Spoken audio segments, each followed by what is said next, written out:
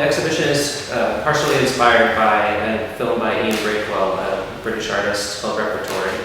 And that film, for me, set out a certain number of possibilities for what artworks can do, the way objects can be performative, and the kind of narratives that can be built up within an object or within a work of art. So, starting from there, I selected a various group of objects that I felt really kind of, used materials in kind of an interesting way, and worked with their mediums to kind of tell stories and to kind of translate memory and translate history.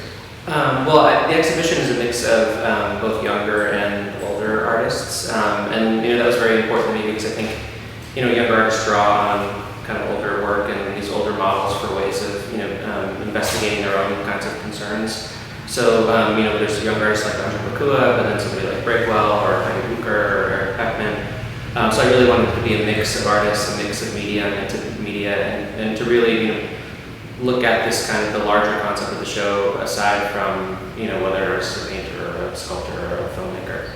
I mean, it's a very beautiful space and a very historically important place, and also a very challenging place to install artworks. There's very different kinds of rooms, different kinds of decoration, and in some ways, it is a work of art in itself. It has that, just as I think what I'm thinking about with the artworks, it has history kind of embedded in its structure, embedded in its surface. But also, you may not necessarily know that history when you just walk by it on the street, unless you look down and look at the sign or something.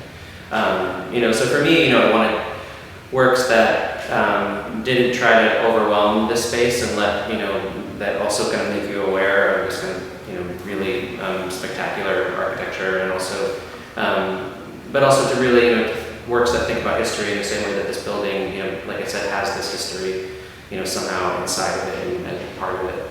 I think with any exhibition, you hope that the visitor will